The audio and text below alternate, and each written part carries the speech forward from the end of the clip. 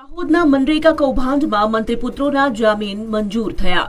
દાહોદ જિલ્લામાં 71 કરોડ રૂપિયાના મનરેગા કૌભાંડ કેસમાં મંત્રીપુત્રોને મળી છે મોટી રાહત। લવારિયા ગામના કેસમાં કિરણ ખાબડને અને ભાણપુર ગામના કેસમાં બળવંત ખાબડને જામીન મળ્યા છે। રાજ્ય સરકારના મંત્રી બચુ ખાબડના પુત્રો બળવંત ખાબડ અને કિરણ ખાબડના જામીન મંજૂર કરવામાં આવ્યા। દાહોદ સેશન્સ કોર્ટે બંને મંત્રીપુત્રોને શરતી જામીન આપ્યા છે। છેલ્લા 1 મહિનાથી વધુ સમયથી બંને જેલના સળિયા પાછળ હતા। કોર્ટે નક્કી કરેલી શરતોમાં બંને પાસપોર્ટ જમા કરાવવા પડશે। પોલીસ ચાર્જશીટ રજૂ કરે ત્યાં સુધી બંને દાહોદ જિલ્લામાં નહીં રહી શકે। તમામ કોર્ટ સુનાવણીમાં બળવંત અને કિરણ ખાબડે હાજર રહેવું પડશે। મંત્રીપુત્રો બળવંત ખાબડ અને કિરણ ખાબડ 1 મહિના ઉપરાંત બાદ હવે જેલમાંથી બહાર આવશે।